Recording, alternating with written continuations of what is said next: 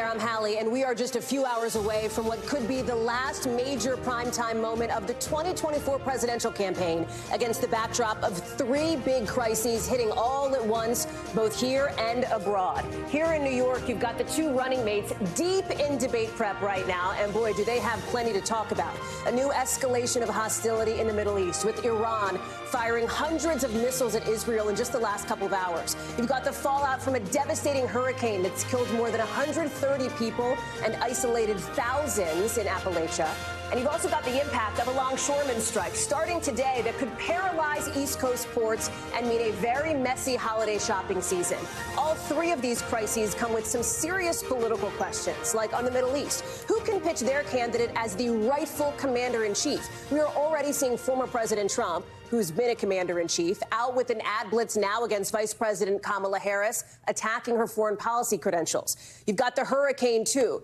Who's the one who voters should trust in a domestic disaster? President Biden is pushing back on Mr. Trump for not telling the truth about the administration's response. And on the economy, that is the issue American voters say they care about the most. Which candidate can keep folks even-keeled during economic upheaval like this port strike? We're talking through all of these big stories and how they could play a part in tonight's debate. And let's start in the Middle East with Matt Bradley in Beirut. So, Matt, here we are now, several hours, of course, after we saw those missiles from Iran rain down on Israel. Bring us up to speed on what's happening now. Yeah, well, now we're hearing the fallout from what was a paradigm shift in this fighting that has been going on now for 2 weeks, mostly confined to here in Lebanon. Remember, Hezbollah, which has been battered by the Israelis for the past 2 weeks, is really the main cat's paw of the Iranians when it comes to fighting against Israel. And we've seen Israel concentrating its fire here. More than 1,000 people killed, many of them civilians here in Lebanon. A huge exodus of people brought forth because of all that fighting in the south to here in Beirut and to points north. Fighting now over the border as Israel has moved in what they said was the first time that they had moved in over the border into Lebanon. Now it turns out, we've been hearing from the Israelis that they had actually moved over the border 70 times in the past year, none of which, it sounds like, involved actual fighting with Hezbollah. But this is, a situation that we're seeing, as we've been warning time and time again for the last year when I've been here in Beirut, that risks internationalizing, risks regionalizing this conflict. And now, Hallie, we're really getting a taste of what that looks like. We saw back in April when the Iranians and the Israelis were fighting back and forth in that unprecedented exchange of missile fire. Now we're really seeing something that goes beyond a symbolic exchange of fire. The Israelis say that they're going to be retaliating. The Iranians said that this is something that, they have a legitimate reason for doing. But this looks like we have not by far heard the end of this tonight. When you bring it back to what's happening here at home, Matt, we have now some new reaction from Vice President Harris making comments about this literally in the last couple of minutes, saying that she condemns this attack unequivocally. We've also heard from President Biden on the issue of what's happening between Iran and Israel in the last little bit here. Let me play that. Based on what we know now, the attack appears to have been defeated and ineffective. And this is testament to Israeli military capability and U.S. military. It's also a testament to intensive planning between the United States and Israel to anticipate and defend against the brazen attack we expected. Talk through, Matt, that nexus between what's happening where you are and what's happening back here at home in D.C. and in New York. Yeah, I mean, this is a situation that the Biden administration has been trying time and time again to avoid. All of the headlines have been talking about all of the negotiations about the Israelis and Hamas in the Gaza Strip, which has been taking place in different parts of the Middle East. But at the same time, the administration has really been trying through other diplomatic tracks, namely this man, Amos Hochstein, who is a top diplomat of the Biden administration. He's been trying, moving between Tel Aviv and Jerusalem and here in Beirut, to tamp down this kind of low-level fighting that's been going on for a year between Israel and Hezbollah in Lebanon. Now it looks like those diplomatic efforts have failed. And, one of the things that has really shown through here is that Washington no longer has the traction on Jerusalem and on the Netanyahu administration that it might have had maybe a couple of months ago, maybe at the beginning of this on October 7th when, Joe Biden gave Netanyahu a bear hug and said that he was getting our full support. Now it looks like Washington's urging to step back from the brink is falling on deaf ears here in the Middle East.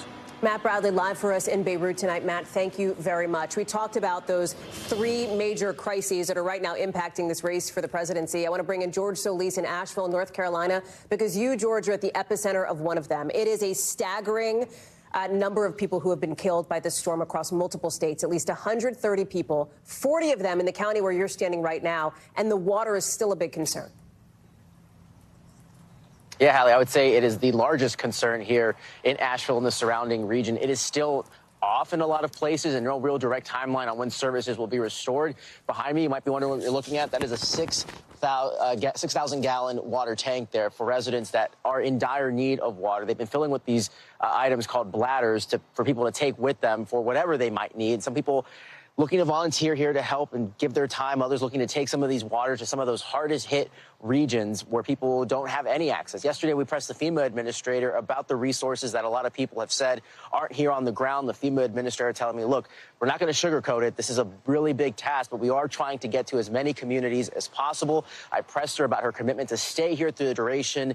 She said, look, we're going to be here until the job is done. But on the other side of that, Hallie, I mean, there's still a lot of roads that are closed, areas that a lot of first responders haven't been able to reach. It is really just a catastrophe. Aside from that, we are starting to see some of the humanity here. Not long ago, we spoke to the owner of a Mellow Mushroom Pizza shop here in downtown. His name was Jerry Mahon. Lines around the building, people looking for free food. And so that is what he is doing. He is spending $5,000 out of his own pocket every day to give out pizza, saying, look, I'm going to be here because this is so much bigger than about this catastrophe. We're not going to let it defeat us, and I'm going to feed as many people as possible as long as I can, because that is what this community is about. So again, these little pockets of resiliency that are starting to pop up amidst all this travesty, all of this destruction. And again, just hearing some of the stories from some of the people that we're hearing, Hallie, are truly remarkable. And George, you know it because you've been on the ground really since the start. I know, speaking with you, even in the last 48 hours, there was some frustration about getting the help that people needed. What are they saying now? Here we are heading into Tuesday night. Are they getting what they need from the feds, from the state, from local officials?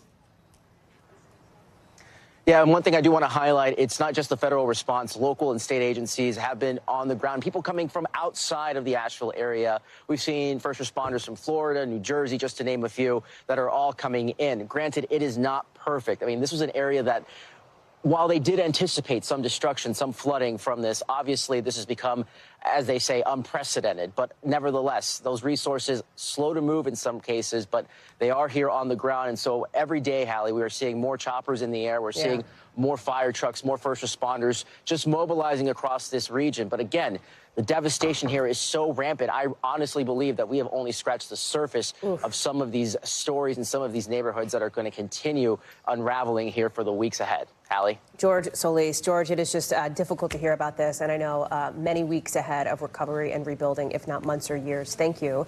Let me bring in Christine Romans now, because if all that weren't enough, you also have this port strike that has begun now officially today. You and I talked yesterday. Yep. We thought it was going to happen. There were no negotiations set. Here it is, the potential to paralyze ports up and down the East Coast and the Gulf Coast right before an election and right before the holiday shopping season. Talk us through it. So retailers have seen this coming and big importers have seen this coming. So they've tried to front load as much as they can, but that can only help them for a certain amount of time, because every day that you're shut down here, you're talking about half of American imports go through these East Coast Gulf ports. I mean, it's a remarkable amount of stuff. Cars, different kinds of food, electronics. I mean, just so many different things. And we talked to a lot of small business owners who aren't like the big retailers who've been able to warehouse things for the past 3 months. They're looking for their box of goods that's on a boat right now that they need for orders that are right now they've got to fill. So there's anxiety about how long this lasts, Hallie. How far? So when you talk about the longshoremen, right, the union, when you talk about management, you have President Biden in a statement who says, listen, the dock workers are watching for price gouging activity. Right. Seems to be standing by them. How far apart are these two sides? Like, are we talking this could be resolved in a week and we're done? Or, like, could this stretch into December? There was a big impasse. Then they started talking last night, and then they got a 50% pay raise offer that they rejected. And now they both are sort of pretty polar opposites again here. Regrouping, if you will. And it's interesting. The White House position is really interesting here for me. Good. So the White House is saying, look, we believe in collective bargaining, and we think that we've done a lot with the supply chain resiliency, that we're going to be able to get through this. We want the collective bargaining to work. And by the way, we want these shippers to understand they've made a lot of money, and these are essential workers who deserve to be compensated. So the White House is not sort of stepping in and breaking the strike, but seems to be, at least verbally, sort of on the side of the workers. Christine Romans, we're glad to have you watching all of this. I'm surprised. I know you're heading to Bayonne, I'm sure, any minute. So thank you so much, Christine. Appreciate it. That is the figurative backdrop for you, Kelly O'Donnell, in New York City. Not far from the literal backdrop, of course, of that debate tonight between J.D. Vance and Tim Walz. And here they are, right? It is just after 5 o'clock Eastern. They've got T-minus 4 hours and counting before they hit the stage. What are these last few hours like, Kelly? What are you hearing from sources? Well, the hallways here are crowded with campaign officials and Secret Service, and we know that the candidates have been preparing, and they have been doing the homework to get ready for what will be their highest profile night of this campaign, apart from their convention speeches. And that feels like a lifetime ago in terms of the political news cycle we've all been living in. So for Governor Walz and for Senator Vance, this is a chance to try to argue the case for why they were on the ticket to begin with, what they expect to do if their side wins the White House, and to try to set the terms for the remaining weeks of this campaign. It is unusual that at this point, what we know is they will get the last word, and quite literally it'll be Senator Vance getting the last word based on the coin toss. But we hold open the possibility that things could still change yet again with maybe some other debate opportunity between Trump and Harris. But if that does not happen, tonight takes on extra importance. For the Walz side, they have been preparing not so much to talk about who Tim Walz is, but to talk about the plans Kamala Harris has if she's elected. On the Vance side, wanting to challenge Walz on some of the things that he has said over his history that they think have been less than accurate, less than truthful, trying to call him out on that, and on policies where they disagree.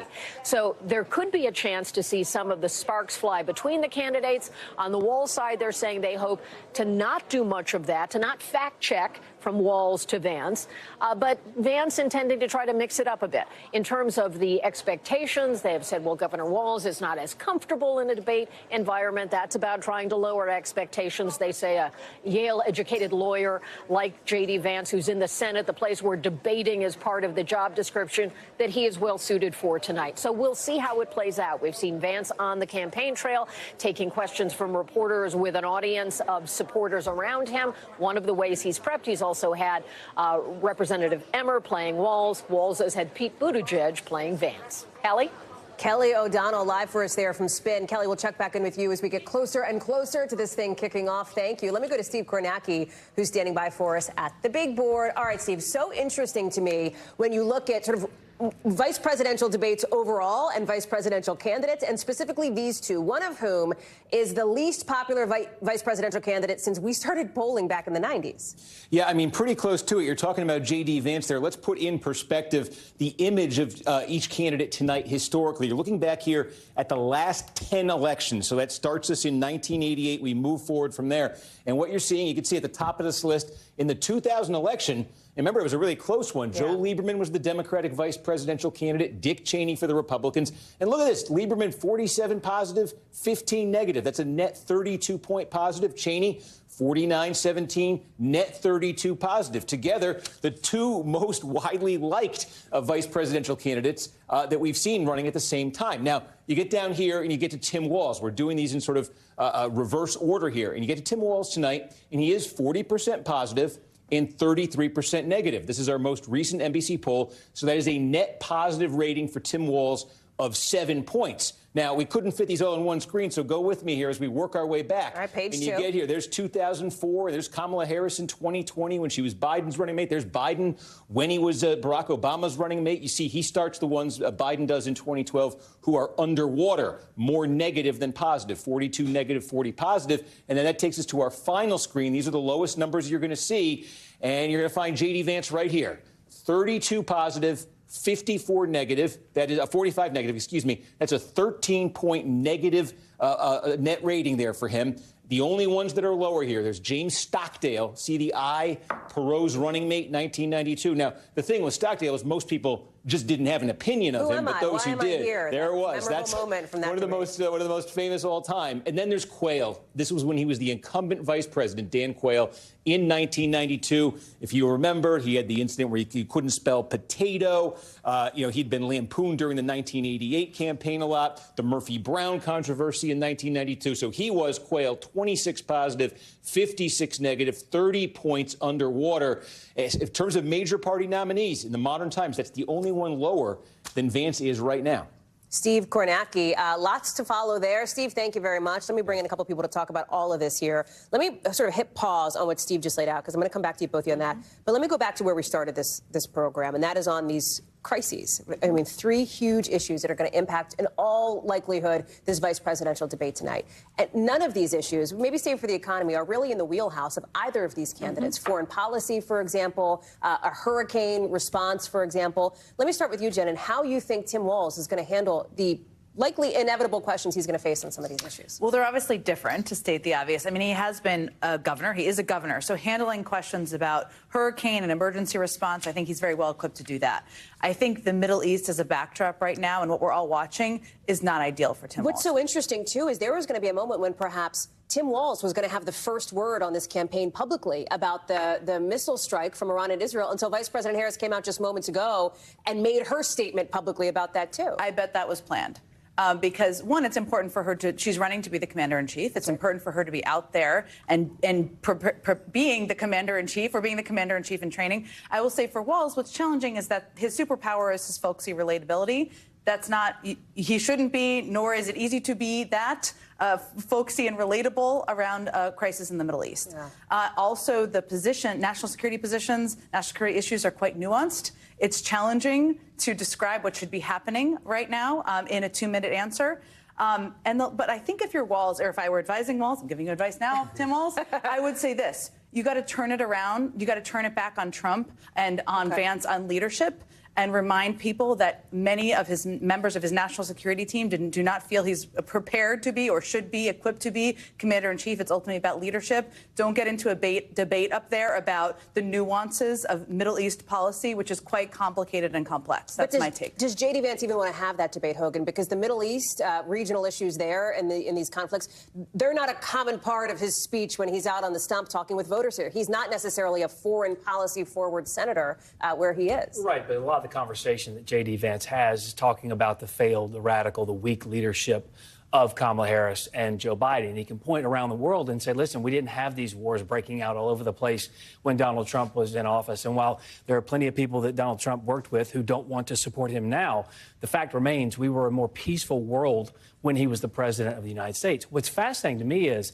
as both of these people try and, put the ire or put the focus back on the other person and the other person's person at the top of the ticket, rather, it could ultimately be, with the entrenched political beliefs of both the right and the left, an outside force that really tips the scale in favor of either one of these candidates. You're talking about the Middle East. You're talking about the flooding going on after the hurricane. So these outside, this outside force could really tip the scales in this election. But that's why they call it an October surprise, right, Jen? I mean, in various different contexts. It's the unknown, if you will. But that's right, and it's about how you were equipped and how you project to the American public you're equipped to deal with it. Now, remember back in 2008, I don't think anybody would have characterized Barack Obama as the person who was the economic expert, right, in the race. He was new to the Senate. He was described and attacked as being inexperienced. But people who were voting felt he was connecting with them about what they were experiencing, what they were living, right? And that was how he won that election, because the economy became the #1 issue.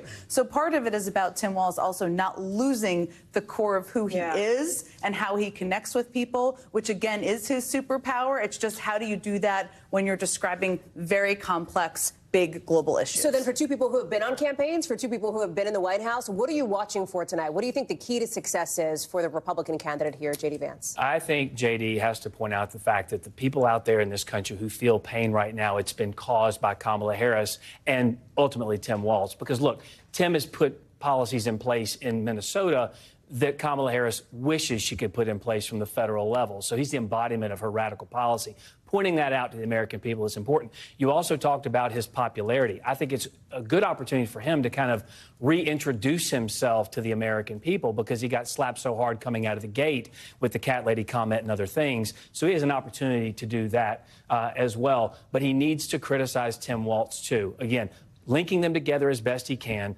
making the spotlight be on them and their failed policies, and they're the reason you're hurting out there is key for both of them. So, Jen, you just saw those 3 keys to success as per Hogan Gidley. What are the Jen Psaki keys to success for Tim Walz? Well, I think for Tim Walz, they've been reportedly been calling debate prep Camp North Star. Camp North Star, which feels like it's out of the West Wing, but it is very smart because the thing is, Tim Walz... Explain that. They're calling it that because they feel like he's going to follow his moral compass. That he should follow his moral compass. Don't try to be something you're not. Try to be exactly who you are. He propelled himself onto this ticket by being great on TV, being relatable, and making the term weird happen, as he described the Republican ticket. That's who he needs to be on the stage. He also needs to remember they're proxies for the people who are their running mates. Ultimately, people vote by who's on the top. Right. So it is about tying Vance to Trump. And specifically what I think they're going to do, and we'll see, is Project 2025, which they've tied Vance much closer to than even Trump, is to remind people, this is a little bit of a flipping the script from what they were doing for months,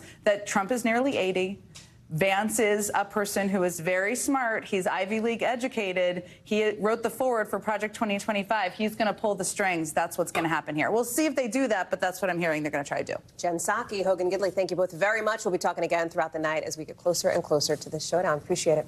We're going to talk to some folks close to the candidates. In fact, one of them who played the role of the opponent in debate prep will be joining us live in just a second. Plus, what we're learning about Americans now trying to get out of Lebanon as we're continuing to follow this breaking story out of the Middle East. Don't go anywhere. We got a lot more coming up in just a sec. We are back now with more live coverage here on NBC News Now as the first and only scheduled vice presidential debate gets set to kick off in, just looking at my clock, the next 3.5 hours or so. I'm joined now by Democratic Congresswoman from Virginia, Jennifer McClellan, a member of the Harris campaign's National Advisory Board. Congresswoman, thank you so much for being with us. Thank you. All right, give me a sense. Take us inside Governor Walz's head here, how he's feeling. Have you spoken with him recently? What's he up to? He's been a little busy with debate prep, so I haven't spoken with him, but he is focused on building on the excellent job that Vice President Harris did, showing the stark contrast between a Harris-Walz administration that would be a new path forward, focusing on fighting for the American people, building an economy that leaves no one behind, no matter where they are, compared to Donald Trump and J.D. Vance, who would focus on putting Project 2025 in place, which is not what any of the American people want, who would focus on retribution against political enemies, and who have been given carte blanche by the Supreme Court to do whatever they want to implement that plan, even if it violates the criminal law. Well, there's a potential vulnerability for the governor, which is his support, at least in the eyes of Republicans, his support for more progressive policies as governor here, his position on abortion, LGBTQ+ rights, guns, for example. How should the governor field those kinds of attacks, assuming they come up, and it is likely that they will, from Senator Vance? Well, the governor's position on many of those issues are directly in line with those of the American people. Let's take abortion, for example. The overwhelming majority of American people supported Roe versus Wade. Donald Trump is responsible for its demise, as he brags about. The vast majority of American people want health care decisions between patients and their providers, and don't want women who are suffering from miscarriages to have to sit in parking lots until they are septic and on the verge of death before they can get the health care that they need. And that's what's happened under Donald Trump. He says it's a beautiful thing. On gun rights, the vast majority of the American people support efforts to address gun violence, which is a public health epidemic in this country. Both the governor and the vice president are gun owners, but like the vast majority of gun owners, they support common sense policies for gun safety and addressing the root causes of crime. So I don't think he's too liberal. I think he's right in line with the majority of the American people. One of the things that you're bringing up is the issue, of course, of reproductive rights, and I know you're a part of that so-called reproductive freedom bus tour, I think it was called, from the Harris-Walz campaign here. That is an issue that I would not be surprised to see Governor Walz bring up to try to make a political liability for Senator Vance. Is that your expectation here? How should he do that effectively? Well, I think all he needs to do is talk about the fact that as Donald Trump brags, he is responsible for the fall of Roe versus Wade. And as a result, reproductive freedom has been under attack across the country. And over 1 in 3 women live in a state that has either a ban or an extreme restriction on access to them making the best decision about when, whether, and how to become a parent, including, as we saw in Alabama, the most extreme version of these bans, preventing and banning in vitro fertilization or other fertility treatments that many Americans want to support. When given the opportunity to vote to protect in vitro fertilization, J.D. Vance chose not to. Let me ask you this. One of the things that the Republicans will talk about is how much J.D. Vance gets out there and mixes it up, essentially, with members of the media in interview settings, on the road with reporters, et cetera. Governor Walz has done less of that, objectively, just since he has gotten named to the ticket with Vice President Harris, though. Our count is that J.D. Vance, you see it here, has done about 50 media appearances, Governor Walz about 8.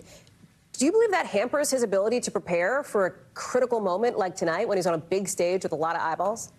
I don't, because Governor Walz has been talking to the American people, meeting them where they are, not just through the mainstream media, but through social media, in their communities, and recognizing that more Americans get their information from a wider variety of sources than ever before. But he has done media interviews as a governor, as a member of Congress, and so he's up to the task. But he is going to meet the American people where they are to introduce himself and talk about what's at stake in this election. Congressman McClellan, thank you very much. Appreciate that. Let me bring in now somebody from the other side of the aisle, and that is Republican Congressman Tom Emmer from Minnesota. Congressman, thanks for being back on. Good to see you.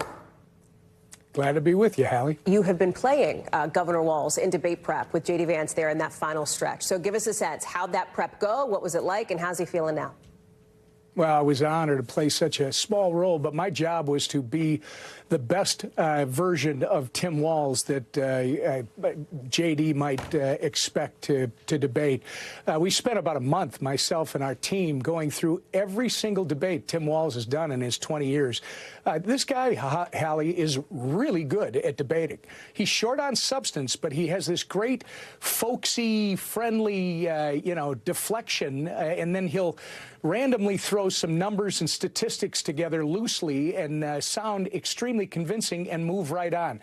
J.D. Vance, I expect, is going to wipe the floor with Tim Walz because J.D. Vance is all about substance. And by the way, he's going to be able to tout the success on the economy, the border and crime, world peace under Donald Trump. And Tim Walz has got the tough job of having to defend the failures of Kamala Harris and Joe Biden. I don't know if you heard, Congressman, we were just talking with one of your colleagues from the other side of the aisle who supports the Harris-Walz team about sort of media interviews as debate prep in a way. Obviously, J.D. Vance has done a lot of them. That is, from my understanding, one of the reasons why he was picked to join former President Trump on the ticket, that he can get out there. The former president likes that he mixes it up with, anchors, with interviewers, et cetera.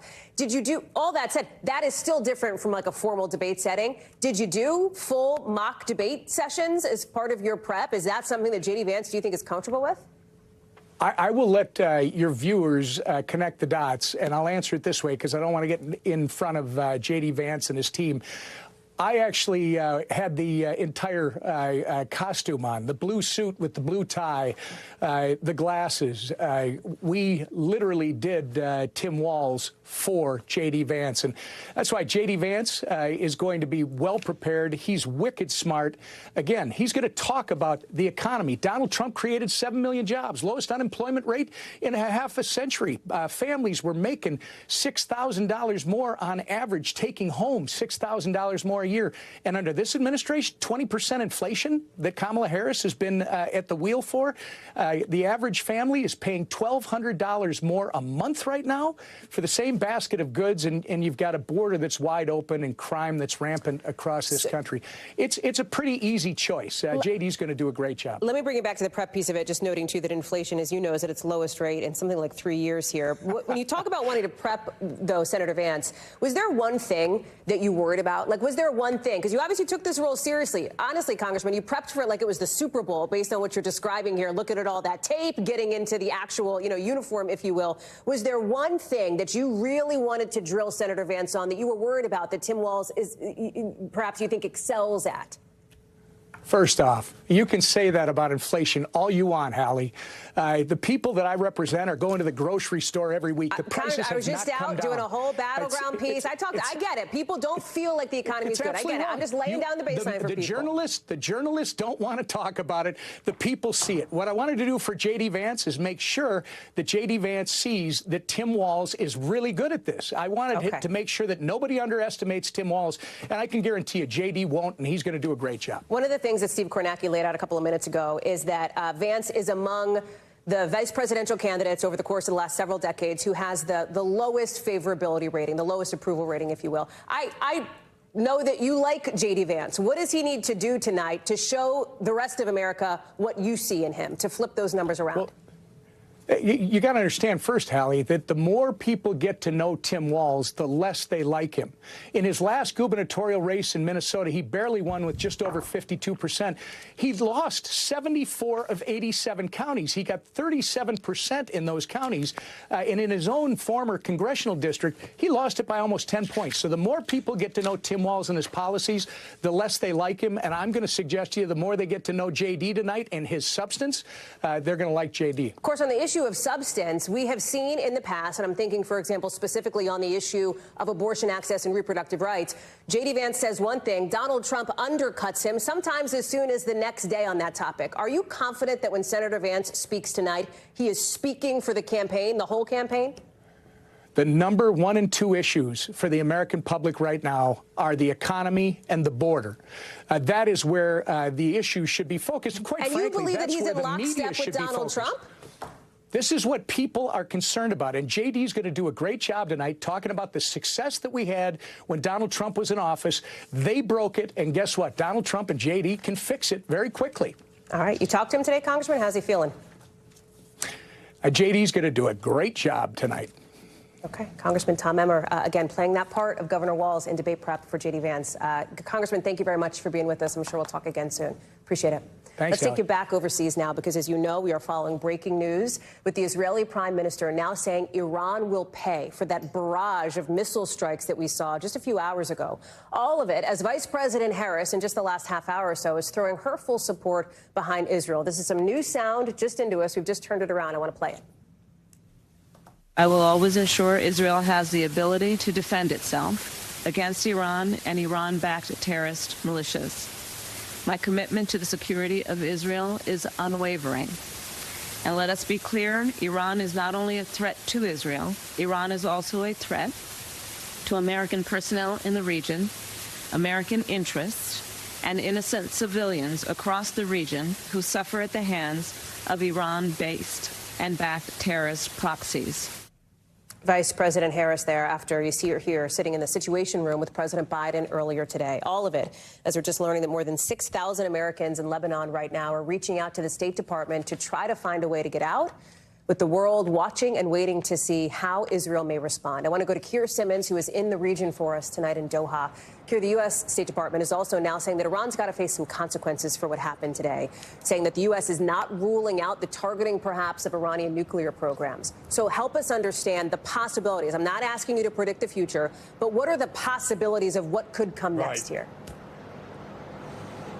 Yeah, you don't want to predict the future in this uncertain region, in these uncertain times, Hallie, but you're right. We already know now that there will be a response, or at least that's what we're being told by the Israelis and, as you mentioned, by the U.S. Let's just go back to what happened last time Iran targeted Israel. This direct targeting of Israel by Iran, that's one of the aspects of this that is making it, history-making, is making this so unusual and many would say so dangerous. Now, back then in April when that happened, Israel targeted Isfahan, and it targeted the surface-to-air missile batteries of Iran. Israel targeted Iran, their missile batteries. Now, those Israeli weapons, those Israeli missiles got through and they hit their target. And I think that is a really crucial aspect of this, because effectively what Israel was doing in what was really quite a limited strike was signaling to Iran, we actually have the capability to knock out your capability. We can hit you in the way that you could strike, just to make it harder for you to strike us. And when it comes to that nuclear program, we know from Prime Minister Netanyahu that he has been taking aim at that nuclear program for a long time. Will Israel at this stage conclude that it has the momentum and it has the opportunity to try to hit that program? Can Israel do it on its own? That is a very real question. It very likely would need the US to help. So you're right, we're not there yet. We may never get there, but it is something that people are talking about, and it shows you, on the one hand, what a dramatic moment we're in, on the other hand, why many talk about the dangers of escalation, because it's a big deal. And so all eyes are going to be on, obviously, the key players here, including, of course, the president of Iran, who is going to be where you are there in Doha tomorrow, right? Yeah, that's right. And President Pezeshkian, who is a new president in Iran, considered to be more liberal. He is more liberal. He's been indicating since he was elected that he would like to negotiate. And it's interesting, just the statement that he is making tonight, compared with, say, for example, the Revolutionary Guard, which people will know is the military side of the Iranian regime. They are the hardliners. They are talking about, well, if Israel responds, we will carry out a crushing defeat. The president of Iran is saying something similar, but he is calibrating a little bit and being a little less aggressive in his language. And I think that shows you, and it's an important point to keep in mind as all of this plays out, that there are divisions within Iran. There are different views about how to handle this. And there are real concerns about what happens from the Iranian point of view if they end up in a confrontation with the US, because they know they would not do well in that situation. Keir Simmons live for us there in Doha. Keir, thank you very much. When we come back, we're following all of those developments from the Middle East, and we're following what's about to happen right here in New York City from the location you're looking at, of course, that vice presidential debate, with our look at some of the most memorable moments from past debates and how those have or have not shaped the race.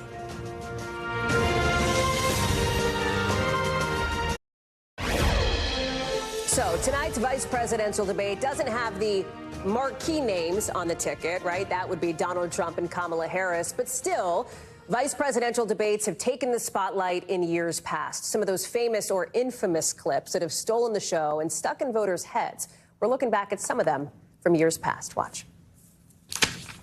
The supporting roles stepping into center stage tonight, with vice presidential debates only becoming a thing in the last 50 years. The first in 1976, when Walter Mondale faced off against Bob Dole in attack mode. The pardon of Richard Nixon is behind us. Watergate's behind us. I think Senator Dole has richly earned his reputation as a hatchet man tonight. That phrase, hatchet man, tied to Nixon, with the country still reeling from Watergate. Two candidates now coming on stage. In 1984, more drama on the VP stage when Congresswoman Geraldine Ferraro dressed down then VP George H.W. Bush. Let me help you with the difference, Ms. Ferraro, between Iran and the embassy in Lebanon. Let me just say, first of all, that I almost resent, Vice President Bush, your patronizing attitude that you have to teach me about foreign policy. Ferraro, the first woman to appear on a VP debate stage, but not the last. Vice President Harris, for example, in 2020, facing off against Mike Pence. And I want to add, Mr. Vice President, I'm speaking. I'm speaking. But of all the issues raised, few landed like the fly on Pence's head. You know vice presidential debates are boring when a fly shows up and the entire internet loses its mind. The most watched VP debate ever, that belongs to former Alaska Governor Sarah Palin. Nice to meet you. Hey, can I call you Joe? Okay, good. Thanks. Alongside then Senator Joe Biden. Oh, man, it's so obvious that I'm a Washington outsider and someone just not used to the way you guys operate. That face-off pulling in more viewers, nearly 70 million, than the presidential showdowns that year between Barack Obama and John McCain. But maybe no debate moment is more memorable than Senator Lloyd Bentsen pouncing on Dan Quayle's youth as the 41-year-old Indiana senator compared himself to John F. Kennedy. I have as much experience in the Congress as Jack Kennedy did when he sought the presidency. I served with Jack Kennedy. I knew Jack Kennedy. Jack Kennedy was a friend of mine. Senator, you're no Jack Kennedy. Aligned with such lasting power, Mr. Biden pulled it out 24 years later against another young up-and-comer, Paul Ryan. Jack Kennedy lowered tax rates, increased growth. Ronald Reagan. Now you're Jack Kennedy. Ronald Reagan. Tonight, the biggest goal may be an introduction to America, with both probably hoping for a better one than independent James Stockdale's in 1992's one-of-a-kind three-way race. Your opening statement, please, sir. Who am I? Why am I here?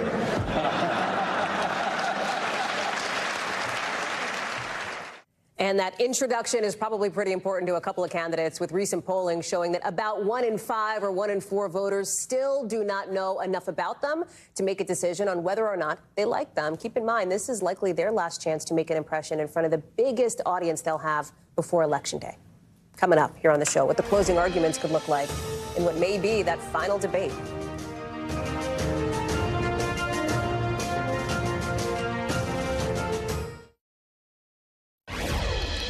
We are back with our special vice presidential debate coverage right here on NBC News Now, live from New York City, where that debate will kick off just a few blocks from here, a few hours from now. All of it as the candidates are getting ready to lay out their closing arguments. Here we are, October 1st. We got a month and 4 days to go. Molly Ball and Tara Palmieri are here. Not that we're counting, guys. No biggie. Molly is a senior political correspondent for the Wall Street Journal. Tara, senior political correspondent with Puck News. So, if this is, in fact, the last big primetime moment, what are you looking for? What do these candidates need to do? We don't know that it is. We know Donald Trump has said he doesn't really want to debate. Kamala Harris has said, I kind of do. But let's see. I think both of the candidates are going to aim to fill the void around Kamala Harris, right? A lot of voters, those swing voters, whatever the 6% in the battleground states that will define this election, a lot of them say they still don't know who she is. I mean, she's run a very short campaign. And, you know, Walz will try to fill in the in the gap in his folksy Midwestern way. He'll try to tell her life story through his frame, and J.D. Vance will try to tell the story as if she's a dangerous extreme liberal, right? And this isn't about if this debate goes right for either party, Kamala Harris's campaign and Trump's campaign. It shouldn't be about the two on stage. It should be about their bosses. And if they get in a tit for tat, it's kind of a waste of time for both of them, because Trump is going to want J.D. to hit Kamala, and Harris's team is going to want them to hit, Trump. So, and the big gap right now is the view on Kamala, right? She was the change agent, and she successfully proved that after the first debate. That was her goal, was to prove that she was change. But what kind of change? And this debate is all about showing what kind of change. Then it's always said, right, Molly, like, do no harm for a VP debate, protect the principle. Like, that is sort of goal 1, 2, and 3, beyond maybe like an introduction, as we just talked about for Tim Walz and for J.D. Vance to America on the biggest stage that either of them have ever had. I think that's right. I do think that both of them have, on the most basic level, as Tara was saying, they're trying to move those last few undecided voters off the fence in whichever direction. And I think as well, the stakes are a bit higher for this than a normal VP debate. Number one, because the race is so close that any bit of information that moves those voters in any direction is meaningful. And number two, I think they both have a mission of sort of reassurance, right? Voters do have a lot of questions about Kamala Harris, about who she is and how she would govern and whether they can trust her. They have a lot of questions about Donald Trump as well. They view his temperament, they view him as erratic. So to the extent that either, Vance can reassure voters that in much the way I think Mike Pence did when he was on the ticket, that there was a sort of steady hand who would be in the White House with Trump and with Walz as well. I mean, the fact that these men are both Midwesterners, both speaking for a ticket that comes from the respective coasts. They are trying to give some reassurance from the heartland that they can be, to coin a phrase, normal and not weird, and that they to give voters something that they can relate to. You also have on this point sort of this dueling ad blitz. We see it a lot. We're seeing it again. You've got Vice President Harris out now in her campaign with an ad going after the sort of now infamous concepts of a plan as it relates to health care with former President Trump. Former President Trump is going after her on foreign policy. And as Molly points out, we are in this moment here where that is really front and center here. How do you think that plays into the closing arguments over the next 4 or 5 weeks? Well, foreign policy is really like a metaphor for leadership, right? Because I think a lot of Americans generally don't go out and vote based on foreign policy. They vote on domestic policy. But the feeling is that the person who's in the White House, if they can't keep the problems abroad at bay, how are they supposed to, impact your paycheck, your pocketbook, your ability to protect your family, your health care costs, all of that. And so I think that is front and center. And if you have, and I think J.D. Vance will probably attack Tim Walz on this because essentially he'll try to say that his boss is the incumbent, right? She's in office right now, and he'll claim that Trump had a more muscular position on Iran, and that'll be their position. But again, this is all about leadership and competency. And Tim Walz will, in a folksy way, try to beat that back. It's going to be like the battle of who's like a bake-off or something like that in the Midwest, like a backyard bake-off. But obviously, like big dad energy debate. Exactly. What type of masculinity do you like more? Do you like the coach more or the bro? So it's kind of an interesting game because they as much as it's not about them, it is about them. They are on the stage. Who do you like more? And JD has likability issues right now. I do think there's a sense that any kind of chaos in the world helps Trump, fairly or not. Certainly, those of us who were conscious when he was president remember his term as rather chaotic. But he has used this, and he did this. What are you, tamale? No, I don't know. Yeah. A bit tumultuous, just a tad. Sure. But he did this in 2016 as well. When you remember, there were terrorist attacks on the eve of the election, and that was part of his argument to say the world is on fire, the world is out of control. I alone can fix it. I am the agent, ironically, of stability. And so I think that is going to be part of the Vance argument as well. We hear Trump say over and over again, and it's impossible to disprove, that none of this would have happened if he was still president. And so I think it's going to be on Tim Walz to try to articulate the case for this administration's foreign policy that may not be as intuitive to people when they look at what's going on in the world and are frankly quite alarmed. Just really quickly before I let you go, obviously, these presidential debates, when we see the actual top of the ticket come on, are usually followed by a fundraising boost for both of the candidates. The fundraising piece of it is kind of interesting here. Candidates have raised money. Now they've got to spend it, right? They're trying to direct their funds where it can be most useful. Talk us through some of that, because that is always some place, I think, to look. Like, where are they spending money? Where are they not spending money? Well, the Trump campaign is certainly spending a lot of money in North Carolina right now. They've got a problem. Some polls shows them up just by 2 points. Democrats haven't won North Carolina, as we know, since 2008, but they've got a big problem in Mark Robinson, right? They've got to hope that these split-ticket voters come out. Yeah. The demographics have changed in North Carolina. Got a lot of moderates from New York, New Jersey coming down, and the research triangle might impact them. So they're spending money in states they wouldn't normally have to spend money, and they're blitzing it, targeting men there. And the Harris campaign has a huge cash advantage, which, We just showed some of the numbers, Molly, too, there on that front. Yeah, I mean, that has been the defining dynamic since Kamala Harris took over the ticket, is just the flood of money that has come to the Democratic ticket and all of the Democratic operations. And that means that they can spend everywhere, and that the Trump campaign may have to make decisions about where they want to spend versus just being able to blanket the airwaves. But at this point, you want that cash on hand number to be going down. You don't want money in the bank when you get to November 5th. November 6th, it really doesn't matter as much. Molly, Tara, thank you both very much. Appreciate it. Coming up here, what people in one of the key swing states are telling our team about what they would like to see from both of the candidates you're looking at now. That's coming up in just a sec.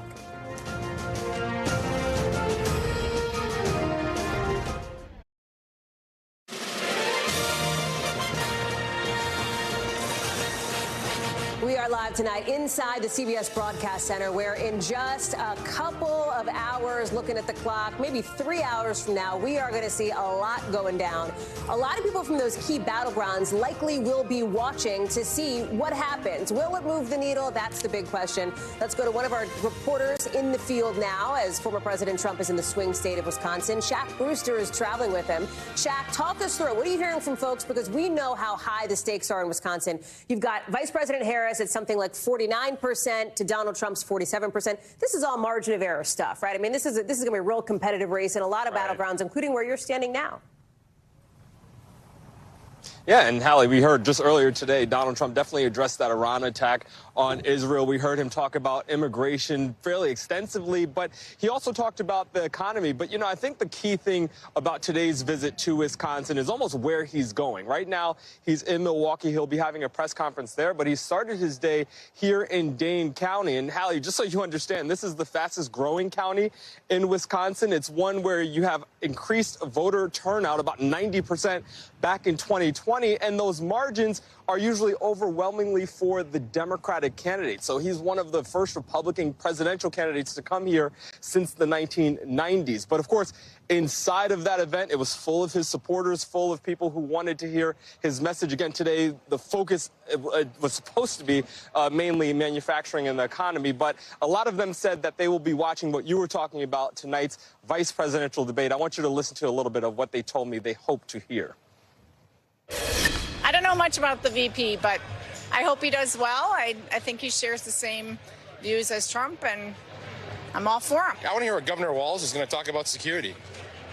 I mean, his main city in Minnesota got destroyed. I expect them to do well and have a lot of points that they want to make.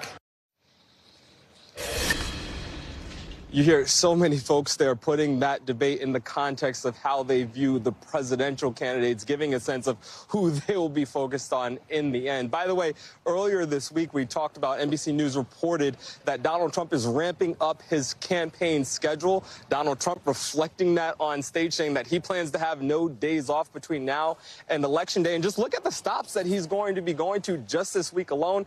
Just leaving Georgia yesterday, you see on there Wisconsin, Pennsylvania. It's definitely the intensity picking up as we get closer to Election Day, as it's now October 1st, right before, of course, the big day in November. We're doing it. We're in October. Shaq Brewster, I know it's a month you've been waiting for like 3 years and 11 months. So, Shaq Brewster, thank you very much. Appreciate it, friend, out in the field for us. That does it for us for this hour. We've got a lot more coverage picking up right now.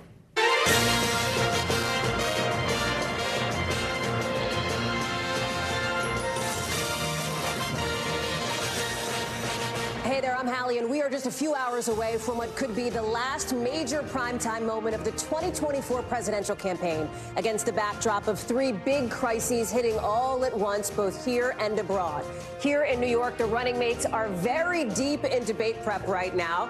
They're just a couple of hours away with plenty to talk about. A new escalation of hostility in the Middle East, with Iran firing hundreds of missiles at Israel in just the last few hours.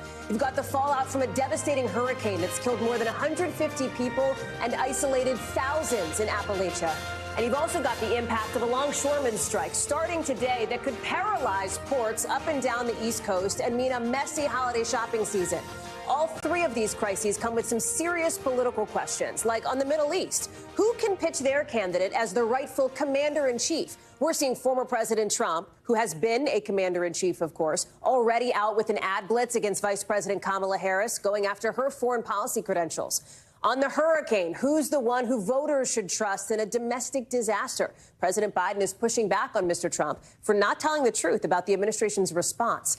And on the economy, that is the issue Americans say they care about the most. Which candidate can keep folks even keel during economic upheaval like this port strike? We're talking through all of these big stories and how they could play a role in tonight's debate, starting in the Middle East with Matt Bradley live for us in Beirut. Okay, Matt, bring us up to speed on where things stand in the region now and the bigger context of these strikes for example, U.S. influence in the region and what this means for world leaders here.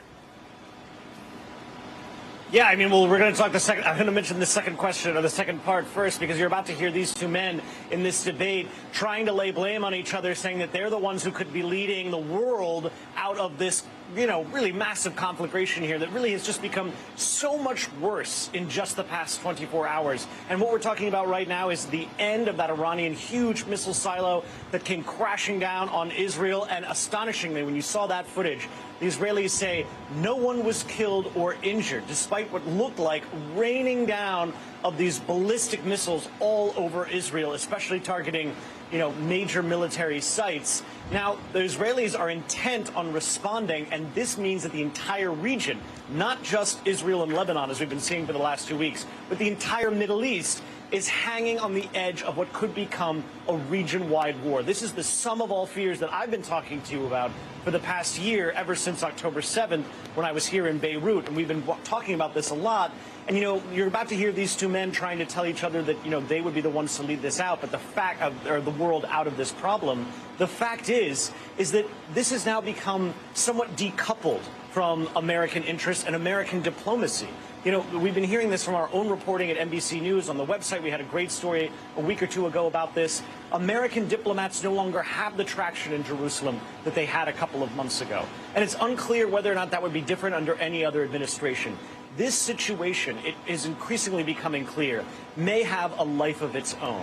And that's because this sparring match has now become so much more worse, so much, it's metastasized beyond just Lebanon and Israel. It's taken on a life of its own, and it's hard to see how any American, politician could possibly rein it in. The Biden administration has been trying so hard. The fact that this hasn't happened months before is probably because they tried and they stopped it.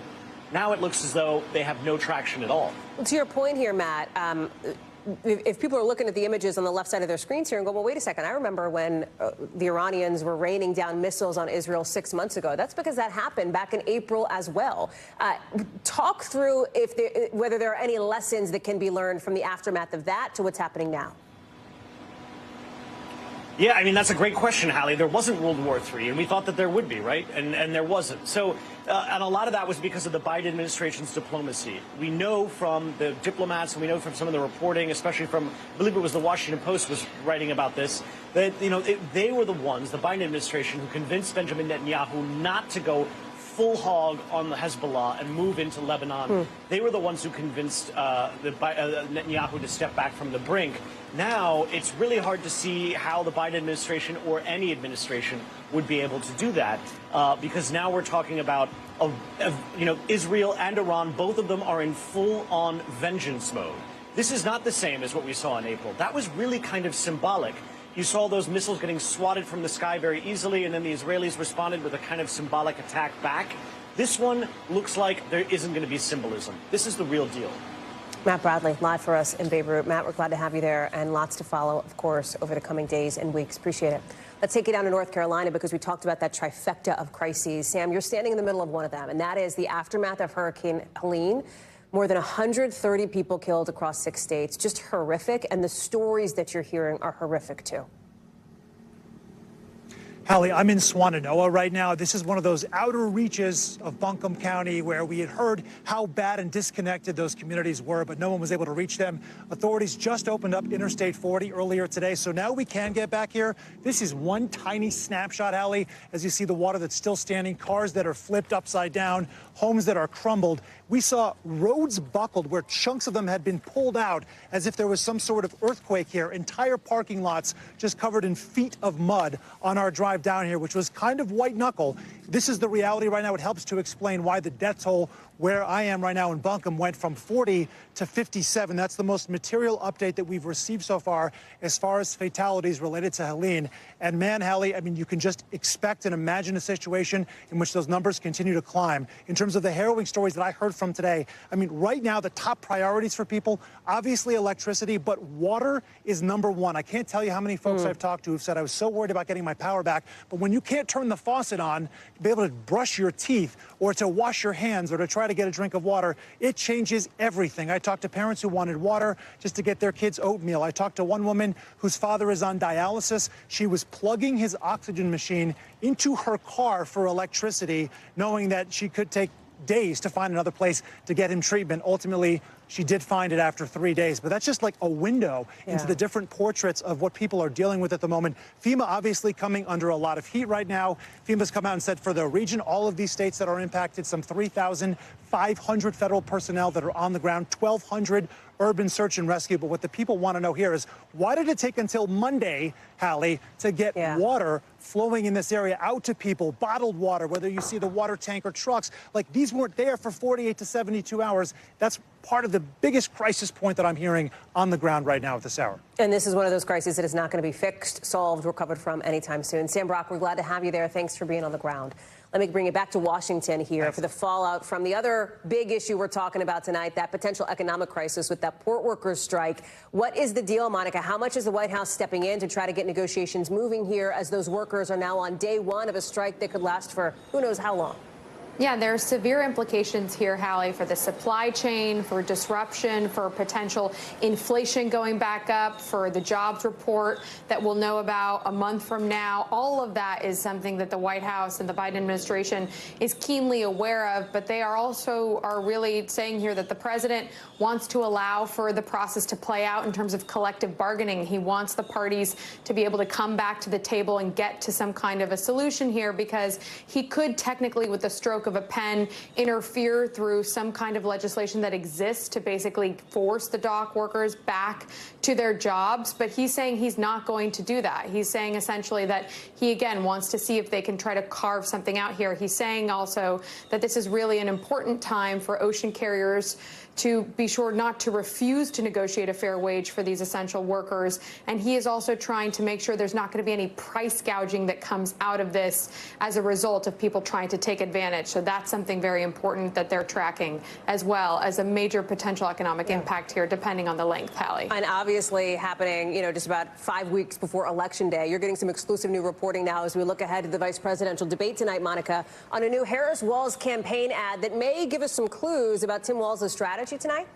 Yeah, Hallie, you and I talked about the issue of age in this campaign so often back when Joe Biden was at the top of the ticket. Now that it's Kamala Harris, for the first time, their campaign is launching an ad that's criticizing J.D. Vance on his record, but raising the question of Donald Trump's own age and saying that if he were to win in November, J.D. Vance would be the one that would be, quote, only a heartbeat away from the presidency. And they're arguing that that is something voters need to be aware of. They're criticizing who J.D. Vance is, which is certainly something we know that Governor Walz has been taking into account during his preparations. But it's interesting because this was something that back when it was the Biden campaign, they were shying away from this issue at times. Other times they were trying to dismiss it, even though voters had real concerns. So now they're trying to flip the script on that and say that Republicans, when it comes to Donald Trump's own age, and in this digital ad that they're unveiling tonight, you see clips of him appearing to slur his words. They're trying to raise that with some perhaps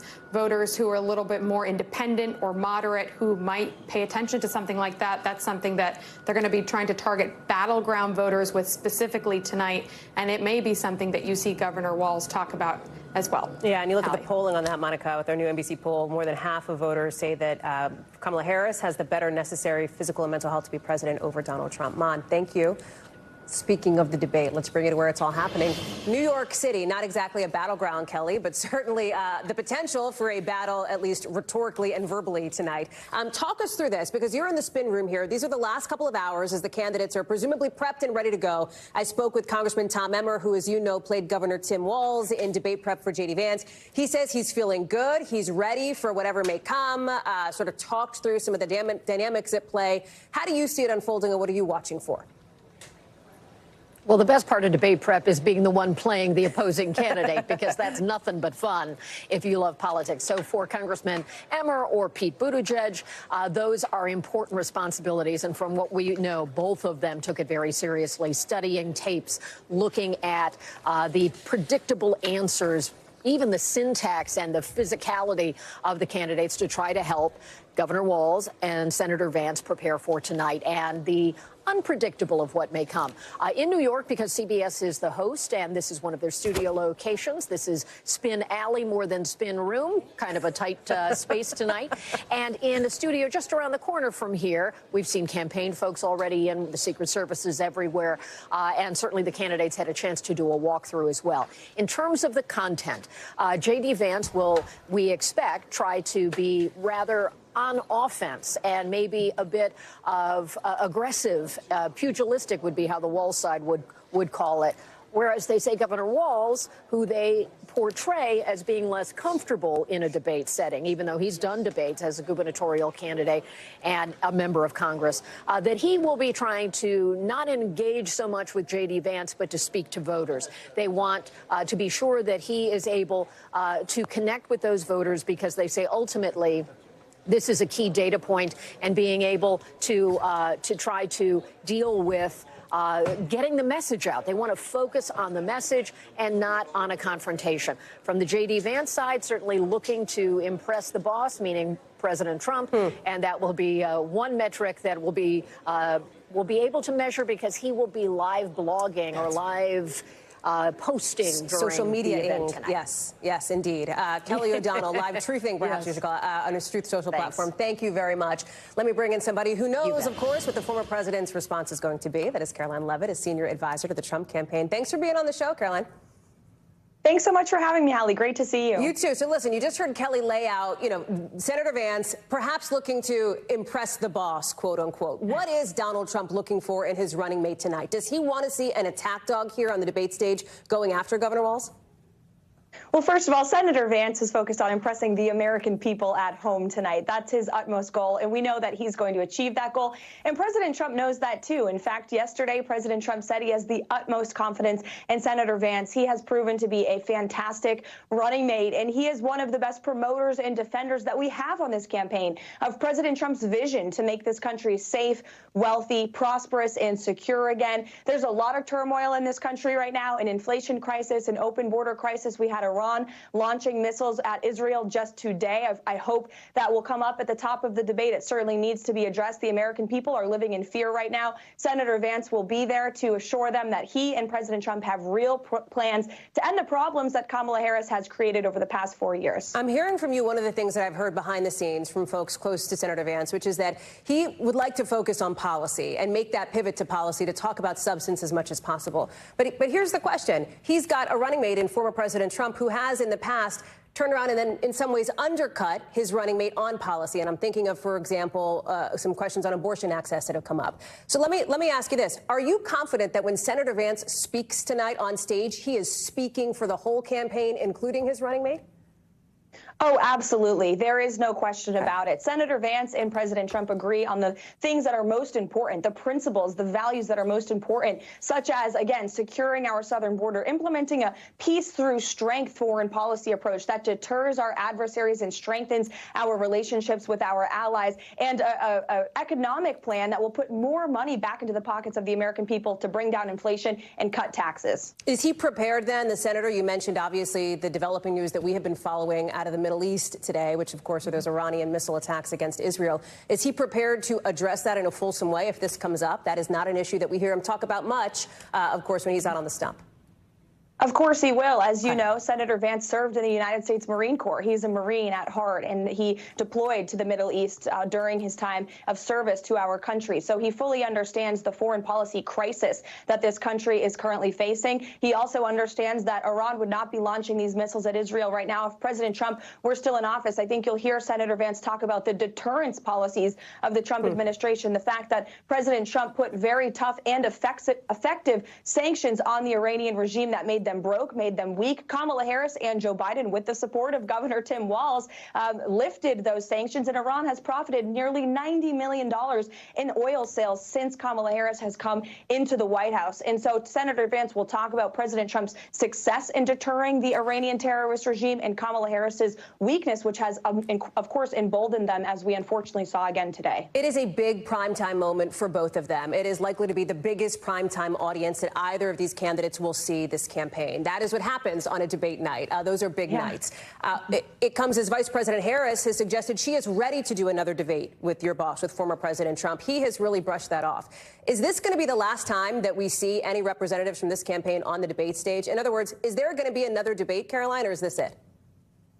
Well, President Trump has said there will be no third debate. I'll let him speak on it after tonight's debate. What I will tell you is it is a big night for our campaign, and it's a big night for the country. Okay. And there's a lot of excitement here at Trump headquarters, and we look forward to this matchup. And I will just add one thing. Governor Walz has been in politics for 2 decades. Senator Vance has been in politics for 2 years. Tim Walz might be a little bit goofy out there on the campaign trail, but we expect him to show up tonight, and we know Senator Vance is going to show up as well. It's going to be much-watched TV, and everyone should tune in. Just very quickly before I let you go, while we're on the topic of things that happen on television, 60 Minutes has just tweeted out, literally a couple of seconds ago, that apparently after initially accepting the program's request for an interview with Scott Pelley, they're interviewing both candidates, or they had hoped to, 60 Minutes says that former President Trump's campaign has decided not to participate, something that Scott Pelley will address Monday. Why, Caroline? Why did Mr. Trump pull out of that interview? I'm sure President Trump will speak on his decision not to participate in 60 Minutes interview very soon. Hallie, I don't want to leave your audience on a cliff here, but they should stay tuned for President Trump's comments on that, but can confirm he won't be participating. Okay, and we'll look for that. Caroline Levitt, thank you very much. Let me bring in Democratic Congressman Eric Swalwell, who is joining us tonight in his capacity as a surrogate for the other side of the debate stage tonight, and that, of course, is the Harris-Walz campaign. Congressman, first of all, let's start with something that we addressed with Caroline Levitt, a spokesperson for the Trump campaign there, and that is what we've seen develop in the region, in the Middle East. What do you want to hear from Governor Walz on that debate stage tonight when it comes to this foreign policy moment that the world is watching? Well, Governor Walz is a community servant as a teacher and a football coach, a public servant as a former congressman, but really, he has served his country from his service in the military. And so he's going to reiterate that a President Harris and Vice President Walz administration will stand with our ally Israel.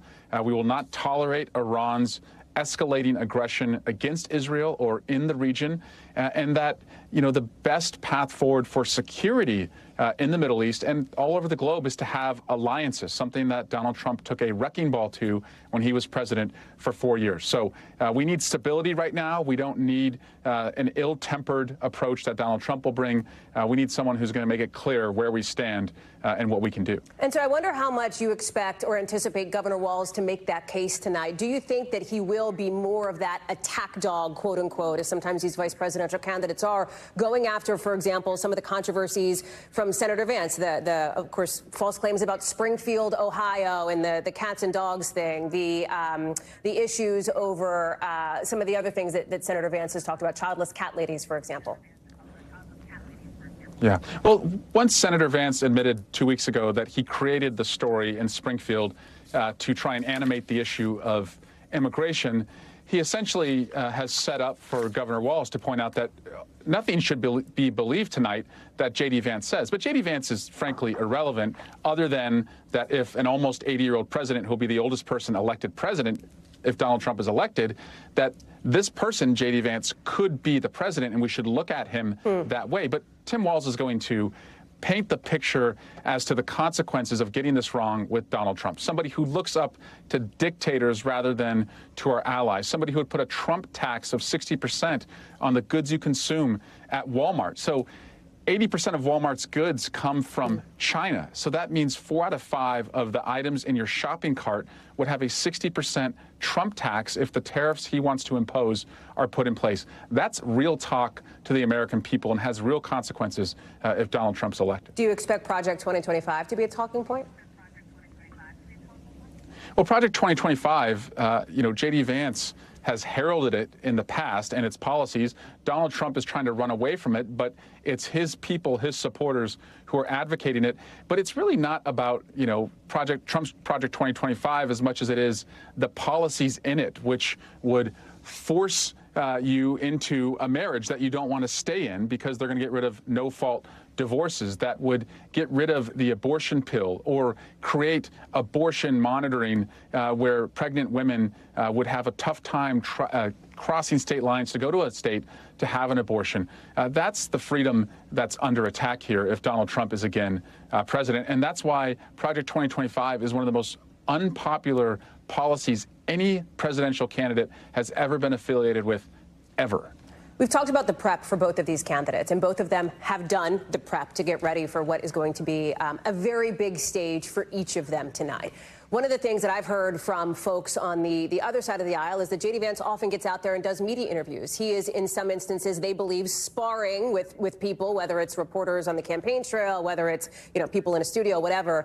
Tim Walz has done less of that since he got onto the ticket. Do you believe that hurts his ability to be able to perform in a debate like tonight, where there will be those impromptu moments? Leaders rise to the occasion, and this is a moment tonight. And you're going to see the Tim Walz that I've known as a colleague in Congress, somebody who's what you see is what you get. I can tell you, Hallie, as someone whose locker was next to Tim's at the gym for many years, that he's a man of principle. I remember one day as we were leaving the locker room at the gym, we had a tough vote where some of the Democrats in Congress who were in Republican districts were worried about their vote and whether they're going to have to vote for a Republican bill. And I asked him whether he was sweating this vote or not, and he looked at me and he said, Eric, if I just vote the way that I think Republican constituents want me to vote so I get reelected, then they'll figure out they can just elect a Republican. He said, I'm going to vote my principles, and I think they trust me to do the right thing. That is revealing in Washington, and it's also quite unique. And that's why I think he was picked, is because he is a man of character and a man of principles, and he's going to be a terrific partner for Kamala Harris. We'll all be watching tonight. Congressman Eric Swalwell, thank you very much for joining us. Appreciate you coming on the show. My pleasure. Coming up, we got a lot more coverage of what could be the last big primetime moment of this 2024 presidential campaign, as you are taking a look now where it's all going down right here in New York City, not too far from where I'm sitting. We'll be right back with much more in just a sec.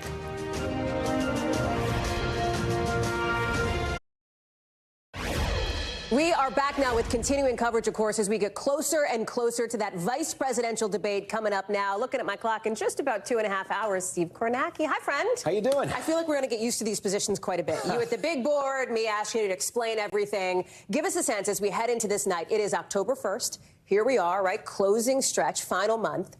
Where does the race stand right now? Give us the state of play. Yeah, I guess a couple ways to look at this first, Hallie. We'll show you the national polling average, all the major national polls that are out right now.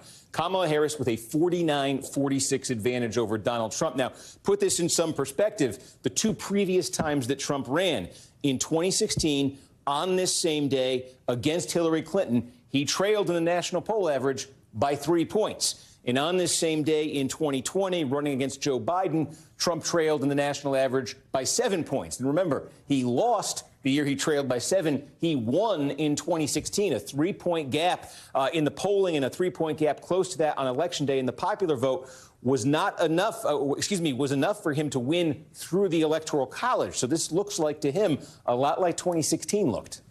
And then talk me through tonight as we look ahead to the relative popularity or perhaps unpopularity of both of these vice presidential candidates, Steve. Yeah, and I forgot we did have the state averages in between here, but let's take a look here at the popularity.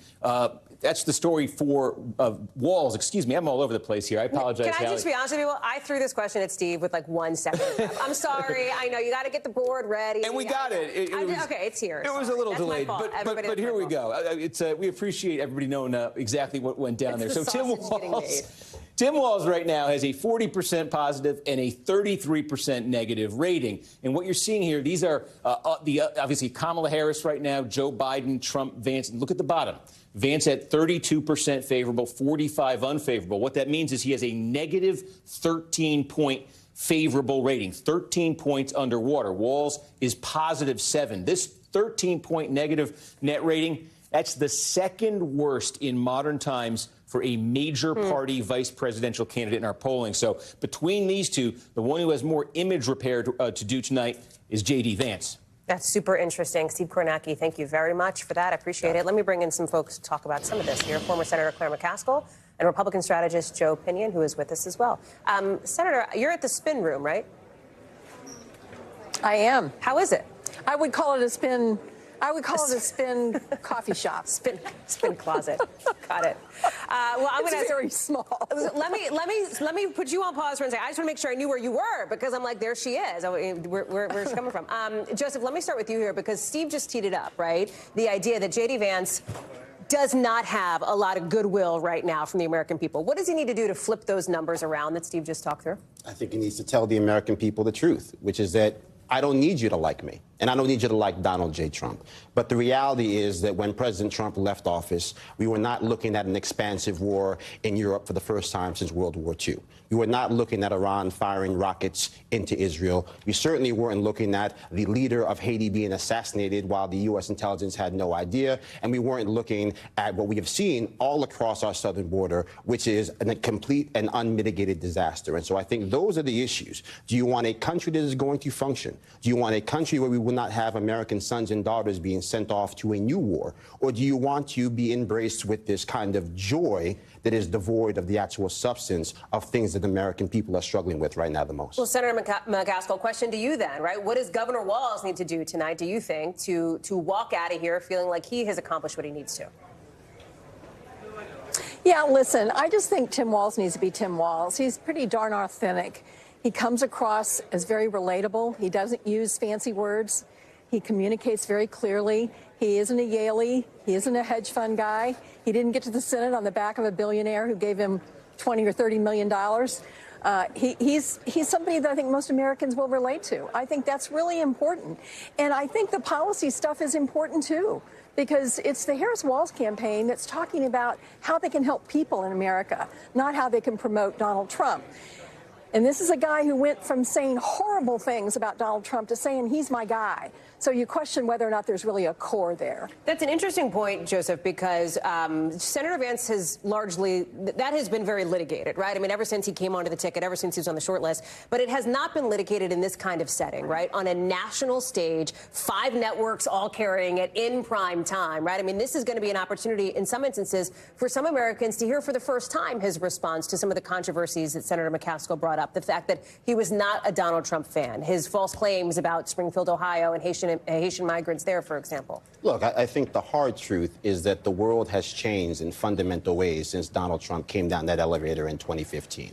Namely, that if you look at the state of the economy, if you look at the fact that there is a perceived belief that the rural parts of this country have been neglected, not because of a lack of priorities, but because of a certain contempt that people on the political left hold for them. I think those are things that led many counties all across this country that voted for Barack Obama not once but twice to flip to President Trump in that 2016 election. Some of that eroded in the 2016, some of that eroded in 2020. But as you see with those numbers that we just saw on the big board, there are people that voted against President Trump that are coming back because of this belief that the stakes are too high, that the needs of an impatient world can no longer be confined because there are people who do not actually care about President Trump's personal comportment. Senator McCaskill, to you here, because one of the issues, and I was just in North Carolina last week talking to voters about this, the economy. We know people care deeply about that. And it is coming, as we laid out at the top of the show, against the backdrop of a number of crises, including this port strike, which could have a major economic impact.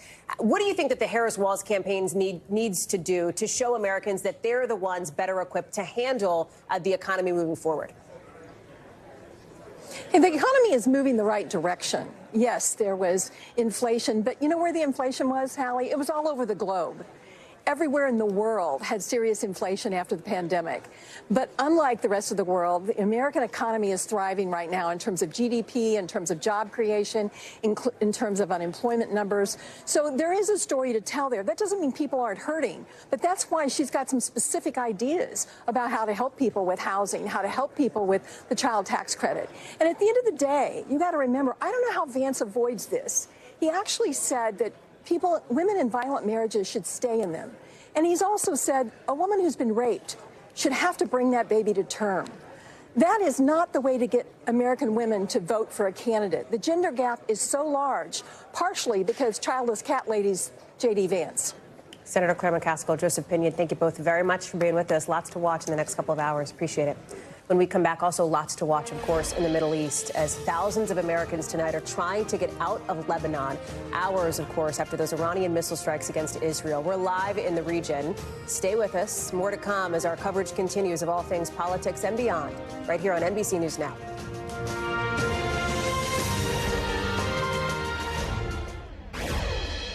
Israel's prime minister now saying Iran will pay for the barrage today of ballistic missile strikes, against Israel. All of it, as we've now heard from Vice President Kamala Harris in about the last 90 minutes, throwing her support behind Israel. Watch. I will always ensure Israel has the ability to defend itself against Iran and Iran-backed terrorist militias. My commitment to the security of Israel is unwavering. And let us be clear, Iran is not only a threat to Israel, Iran is also a threat to American personnel in the region, American interests, and innocent civilians across the region who suffer at the hands of Iran-based and backed terrorist proxies.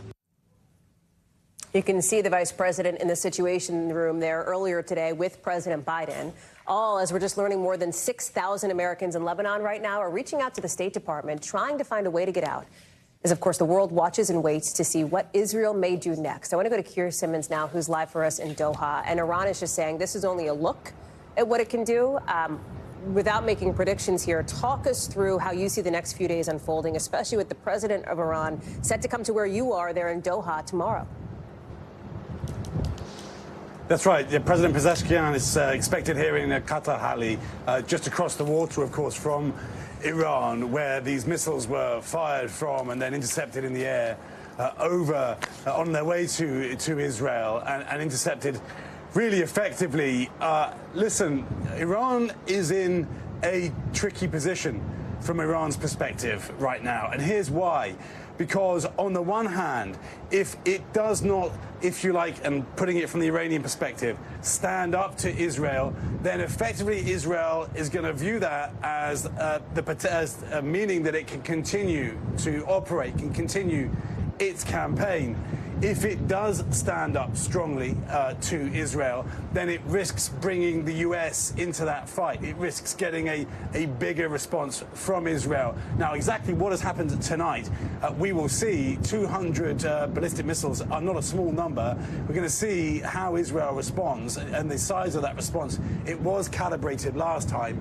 How will it be different this time? Will it be different? Will the Biden administration try to hold Israel back, if you like? But Iran, it looks as if Iran is trying to send a message very forcefully to say, if you respond, we will crush you. That's what the words that the Revolutionary Guard is using. And on the other hand, is trying still to use diplomatic language, as the president of Iran has been using, who's coming here.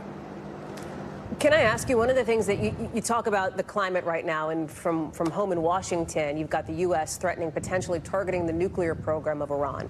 What does that actually look like? What does it actually mean in a really practical way?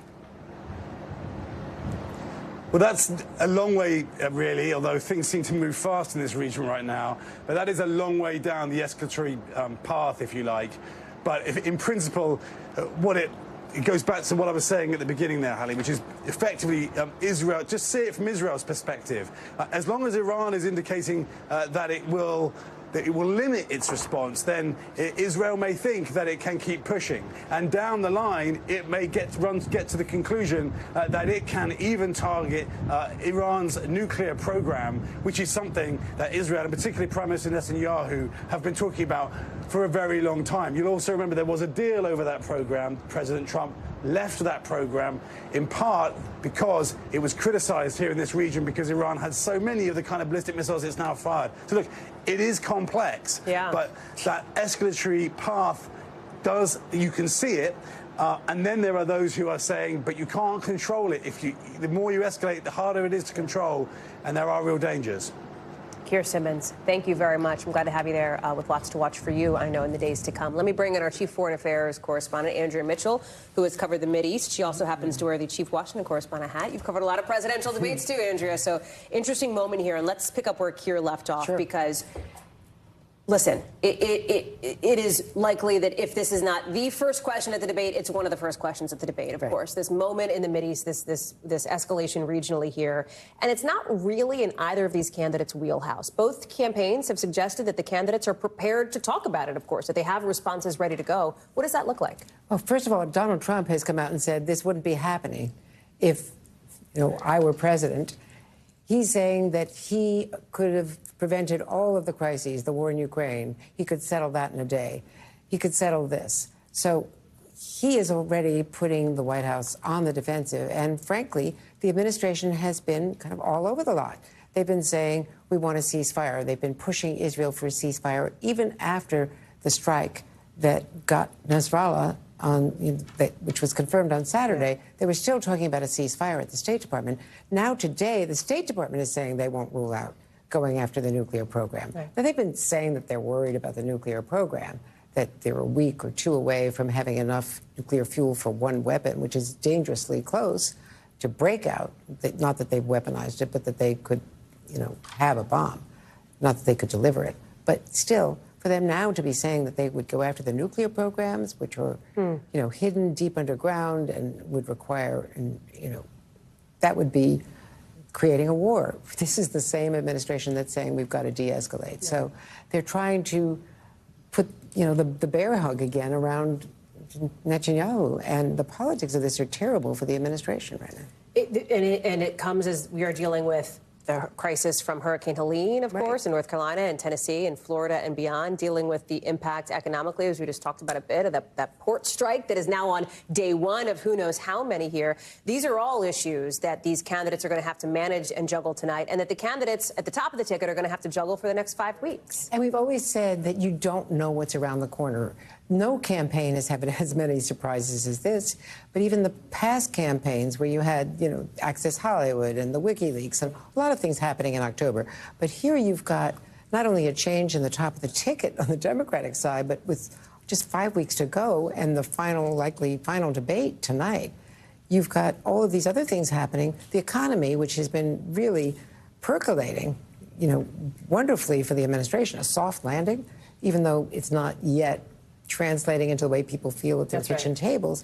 But at least there was the chance of having better economic news, lower oil prices between the Middle East and the ports. That's not going to happen. Which sets up this conversation around vice presidential debates, right? Because I think we talk about it when there's presidential debates. Does even a presidential debate move the needle? Does a vice presidential debate move the needle, right? Nobody's using the word game changer to talk about tonight, especially when one of the key sort of adages around VP debates is do no harm, protect the principle, right? You know some of these moments. We showed them last hour, the famous one that people remember. You, sir, are no Jack Kennedy. That was actually a VP debate. That wasn't a presidential debate. So there are moments people remember, but how much could tonight move the needle? I think more than usual, because you have now that Biden's out of the race, you've got the oldest candidate on the Republican side is Donald Trump. And so people don't really know J.D. Vance, and a lot of those who know him don't like him. He's got the lowest favorability of any of the four candidates in this race, the bottom of the ticket. So this is the introduction of J.D. Vance to the biggest audience he's ever going to have. He can be very sharp-tongued. He can talk, circles around people. We've seen him in interviews. Dozens of interviews but we in the haven't last seen, couple months, yeah. We haven't seen Tim Walz. So, that's right. Coach Walz, is he going to be able to go toe-to-toe with J.D. Vance? And right now, Democrats are saying that they're really worried about this privately. I'm not so sure they're just not lowballing because they think they've got a game plan. It's the expectation game that we always see. I think it is more important, to directly answer your question, it's more important because you've got an older president who has shown signs of not being quite up to speed lately in the way he's been meandering in his answers and all of that. There is better than an average likelihood that J.D. Vance could become president, and people want to decide, is he up to it? Andrea Mitchell, we're so glad to have you and your expertise here on the show. Thank you for being with us here in New York. Appreciate it. We got a lot more coming up, including a vibe check from inside the spin room, or as you've heard it called here on the show already, the spin alley, the spin coffee shop. We're going to ask Garrett Haake in just a second as both candidates get ready to take the stage.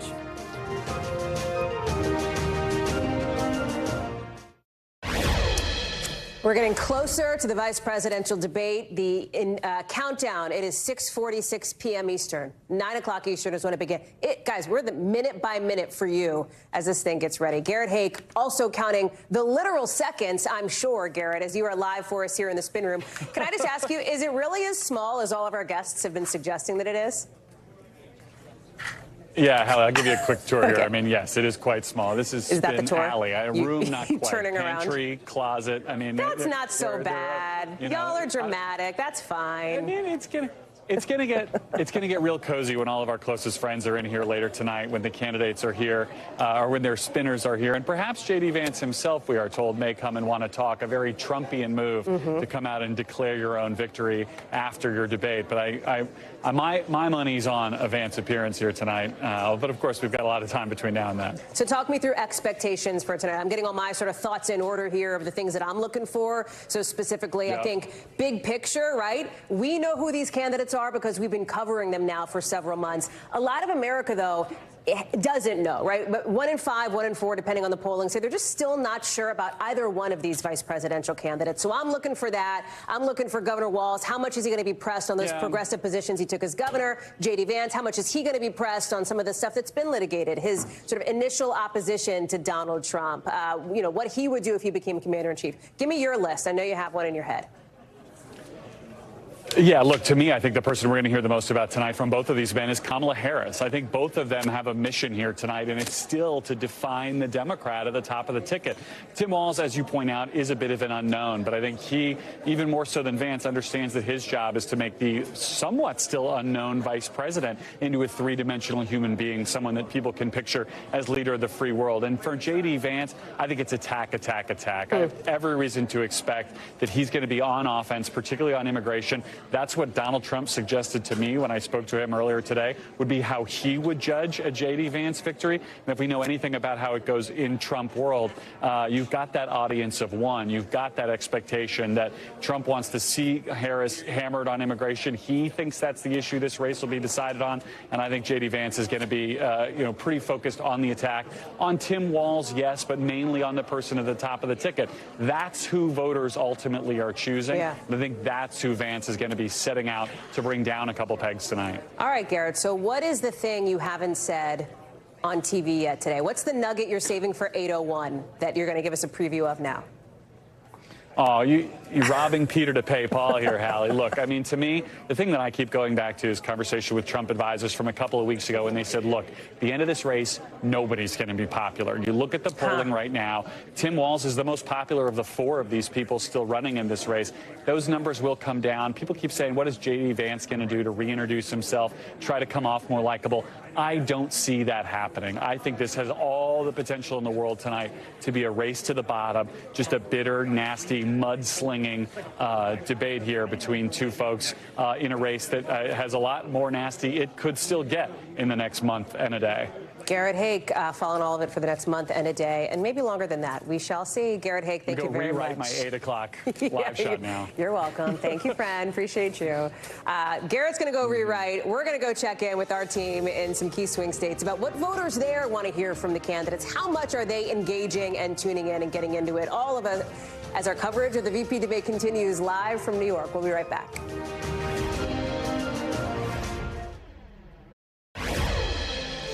As we are on the air, we are hearing from former President Trump. There he is, live in Milwaukee, Wisconsin, delivering remarks there with the state of the race in that key battleground.